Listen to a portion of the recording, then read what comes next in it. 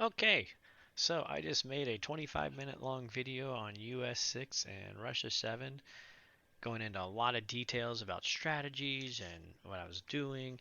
And after the fact, went to review and realized my microphone wasn't on the entire time. So it was 25 minutes of staring at a screen while hearing absolutely nothing.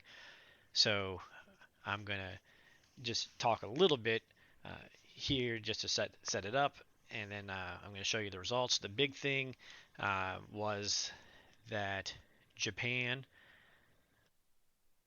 the dice gods paid me back a little bit of favor, so they bought 6 infantry, 2 fighters. Sorry, that's wrong. Wrong round. Yeah, no, that's the right round. Okay. Oh, I thought they bought the bomber last time. That's right. So 6 infantry, 2 fighters. They went after my two double destroyer stack, sending 1 sub and 3 fighters, 1 sub and 3 fighters to both my double destroyers. Remember, I had those two double destroyer stacks, and then just did some moves. Interestingly enough, this is one thing he moved these guys out of that Philly C zone on the combat move. I believe he could have hit disengage or something like that and moved them in non-combat. Because he moved them in combat, he couldn't move any ground troops at the same time. So they didn't get a chance to move ground troops over. Uh, So that's a blessing for me. As you can see, they ended up surviving the turn because this is after I took my turn. Because I decided to go for the big battle in India. Um, that was the main thing. He left me an opportunity, a 75% shot on his whole India fleet, and I decided to go with it. One of the things I talked into is because I was counting on killing the India fleet, I did build a sub into the Philippine sea zone so that neither of these transports could come back and take the Philippines back because there's no warships over here, so he could not attack the Philippines. But I'm gonna stop the recording here. So I'm gonna cut out all the rest of the video, but I thought people would like to see the Battle of India dice rolling. So here comes the Battle of the India Sea Zone.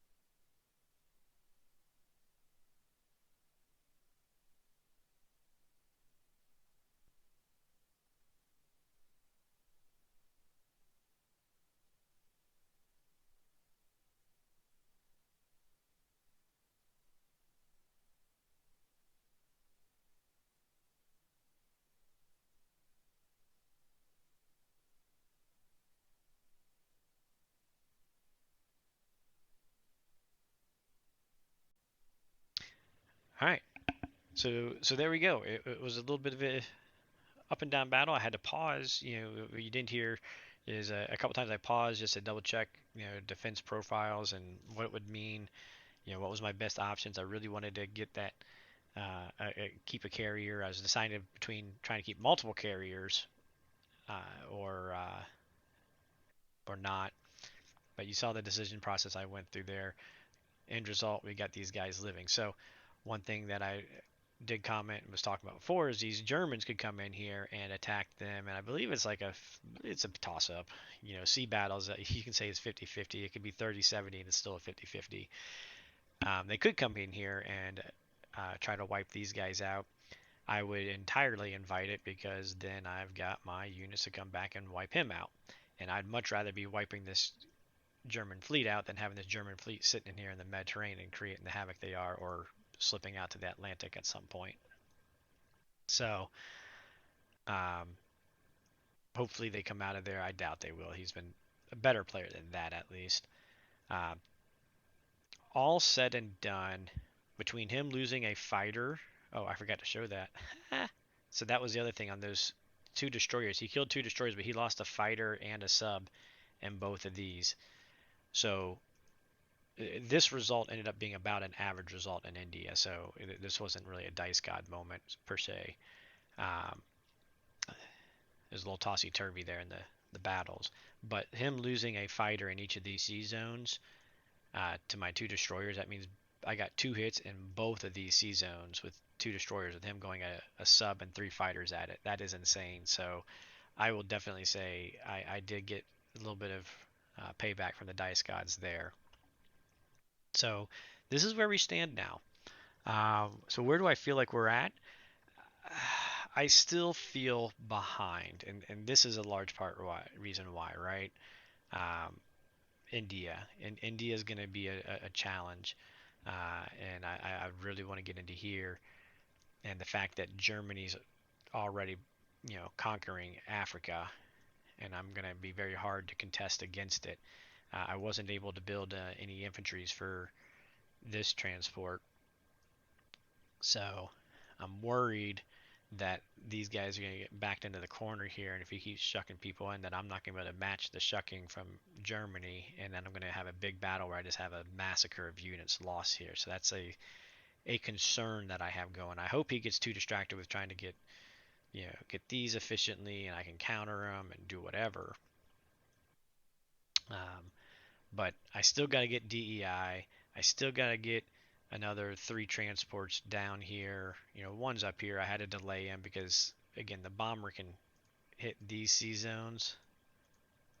So none of these are safe for the carrier by itself or the transport. So that's why I got the carrier coming around. He'll be able to help out with the DEI sea zone so that one of the other carriers hopefully can come to 61 or 36 maybe, and we can start landing some, you know, one of my transport's going to grab these two guys, one transport's grabbing these two guys, and attacking here. So hopefully we can start getting some changes going in here and start having some effectiveness. Um, Up here, this part of the battle, I'm happy that UK now is making Germany have to work a little bit to have to trade with UK. Um, I'm happy that he has been somewhat distracted by Africa, so that there's units going here that aren't coming here. So that, again, he doesn't have a G7 shot, G8. He may have a like a 60% shot, but I actually wasn't counting this fighter being able to make it in. So now that we took over this sea zone, I got a fighter that I can fly in on US 7 too if I decide to. Um, so I feel like I'm feeling comfortable getting to G9 at least. Um, so I would like to get these two fighters on US 7 into these two sea zones if at all possible. But then again, that how do we take DEI then? But by getting them in here, then US 8 they can fly in and maybe help stop a G9. If we can stop a G9, then that's just fantastic because then we can start trying to pump fighters from the islands, pump fighters from UK in, and be challenging his units here. And if we can stall this out a little bit, that'll be fantastic. But I definitely feel a lot better than we did round one, certainly, and even round two, three. I'm feeling better, but I do still feel like I got a lot of work ahead of me. So that's where we stand.